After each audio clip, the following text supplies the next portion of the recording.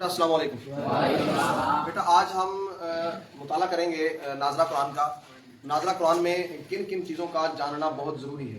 بیٹا، ناظرہ قرآن کے لیے ضروری ہے کہ ہم علم التجوید سے واقفیت حاصل کریں، ہمیں علم التجوید کا تعارف ہو اور علم التجوید کی جو بنیادی معلومات ہیں اس سے ہمیں واقفیت ہو۔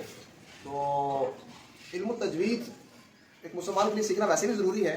بطور مسلمان قرآن پاک درست پڑھنا ہمارے لیے لازمی ہے، اور یہ ہماری جو نا وہ کامیابی کا زینہ بھی ہے۔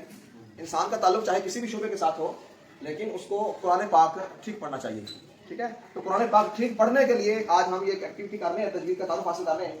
یہ میں نے کچھ آؤٹ لائنس تیار کی ہیں آپ کے لیے۔ سب سے پہلے اگر ہم بات کریں بیٹا تجوید کی، جو تلاوت کرنے کے لیے سیکھنا ضروری ہے، تو تجوید کا لغوی معنی کیا ہوتا ہے اس پر بات کرتے ہیں۔ بیٹا تجوید کا جو لغوی معنی ہے وہ ہوتا ہے حسن پیدا کرنا، یا اس کا دوسرا معنی عمدہ کرنا بھی ہوتا ہے، ٹھیک ہے، خوبصورت بنانا بھی ہوتا ہے۔ تو اب یہ تھا اس کا گرامیٹیکلی معنی۔ اصطلاحی معنی کیا ہے؟ تجوید کا اصطلاحی معنی یہ ہے کہ عربی حروف کو ان کے مخارج سے ادا کرنا۔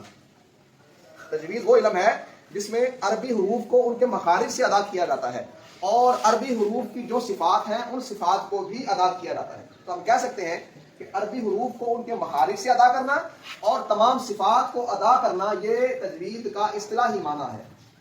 تو اصطلاحی معنی میں دو ٹرم استعمال ہوئی ہیں، ایک مخرج ہم واحد لیتے ہیں اور دوسرا صفات، یعنی عربی حروف کو مخارج اور صفات کے ساتھ ادا کرنا۔ ایسا علم جس میں عربی حروف کو مخارج اور صفات کے ساتھ ادا کرنا سیکھا جائے، اس علم کو علم تجوید کہتے ہیں۔ بیٹا سمجھ آئی؟ یعنی ایسا علم جس علم میں عربی حروف کو ان کے مخارج اور ان کی تمام صفات کے ساتھ ادا کرنا سیکھا جائے، اس علم کو علم التجوید کہتے ہیں۔ اچھا، آگے چلتے ہیں، موضوع کسے کہتے ہیں؟ اس تجوید کا موضوع کیا ہے، اس کا ٹاپک کیا ہے، اس کا عنوان کیا ہے، تجوید کس پر بات کرتی ہے، تجوید کس سے بات کرتی ہے، تجوید میں ساری باتیں کون سی ہوتی ہیں؟ تو بیٹا تجوید میں جو باتیں ہوتی ہیں، تجوید کا جو موضوع ہے وہ عربی حروف تہجی ہے۔ عربی حروف تہجی یہ تجوید کا موضوع ہے۔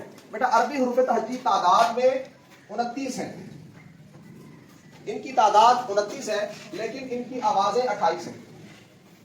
اس میں جو الف ہے، پہلا حرف الف تعداد میں تو آتا ہے لیکن آواز میں نہیں آتا۔ یہ آگے جا کر پڑھیں گے کہ یہ کیا بحث ہے کہ وہ گنتی میں تو 29 ہیں اور آوازوں میں 28 ہیں، ایسا کیوں ہے، یہ اگلے ٹاپک میں پڑھیں گے۔ جہاں صرف آپ عربی حروف تہجی کی تعداد رکھیں، تو عربی حروف تہجی جو 29 ہے یہی تجوید کا موضوع ہے۔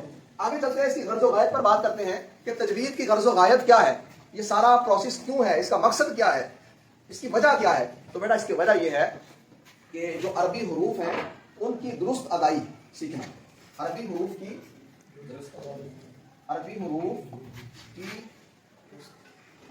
ادائی، یہ اس کی غرض و غایت ہے۔ ہم یہ فن اس لیے سیکھ رہے ہیں، اس فن کا تعارف اس لیے حاصل کر رہے ہیں تاکہ ہمیں عربی حروف کی درست ادائی آ جائے، ہم عربی حروف کو درست انداز میں جان سکیں، پڑھ سکیں۔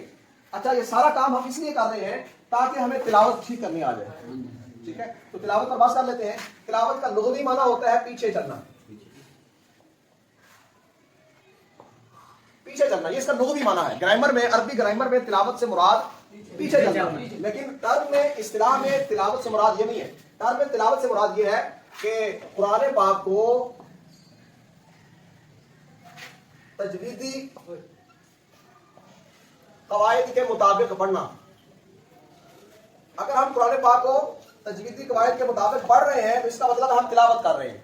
اگر ہم قرآن پاک کو تجویدی قواعد کے مطابق نہیں پڑھتے، مطلب یہ کہ ہم تلاوت نہیں کر رہے، کیونکہ ہم اس کے معنی پر پورا نہیں اتر رہے۔ ہم نے تلاوت کا اصطلاحی معنی یہ پڑھا کہ قرآن پاک کو تجویدی قواعد کے مطابق پڑھنا، ٹھیک ہے۔ تو تجویدی قواعد اس حوالے سے بھی سیکھنا لازمی اور ضروری ہے۔ آگے چلتے ہیں کہ اچھا، یہ سارا کام ہم کر رہے ہیں، علم التجوید سیکھ رہے ہیں، اس کا تعارف حاصل کر رہے ہیں، اس کا فائدہ کیا ہوگا ہمیں؟ ظاہر ہے ہم وقت خرچ کریں گے، ایک پیریڈ لے رہے ہیں، وقت نکال کے بیٹھے ہیں، کاپی بنا رہے ہیں، اس کے نوٹس تیار کر رہے ہیں، اس کا فائدہ کیا ہمیں؟ بیٹا فائدہ یہ ہے کہ جب ہم درست قرآن پاک کی تلاوت کریں گے، ہم عربی حروف کو درست پڑھیں گے، غلطی سے بچیں گے، تو ہمیں اللہ رب العزت ثواب دارین عطا فرمائیں گے۔ اس دنیا میں بھی ہمیں اس کا اجر اور ثواب ملے گا اور آخرت میں بھی ہمیں اس کا اجر اور ثواب ملے گا. کیونکہ ایک حدیث مبارکہ ہے، آقا علیہ السلام نے فرمایا کہ بروز حشر قرآن اپنے پڑھنے والے کی اللہ کی بارگاہ میں بخشش کے لیے ایک اللہ پاک سے ریکویسٹ کرے گا کہ مولا اس بندے کی بخشش کر دے، یہ بندہ مجھے دنیا میں پڑھا کرتا تھا، میرے ساتھ محبت کیا کرتا تھا. تو یہ فائدہ ہے ہمیں یہ سارے پروسیس کو سیکھنے کا، علم فن تجوید کو جاننے اور سیکھنے کا فائدہ یہ ہے کہ ہمیں ثواب دارین میسر آئے. تو انشاءاللہ ہم نیکسٹ اس سے اگلا جو ٹاپک ہے اس پر بات کریں گے کہ عربی حروف کون سے ہیں، ان کی صفات سے کیا مراد ہے، ان کے مخارج سے کیا مراد ہے، اور کون کون سی ٹرمز ہیں جن کا سیکھنا ہمارے لیے لازمی ہے. تو آج کے لیے اتنا ہی کافی ہے. السلام علیکم.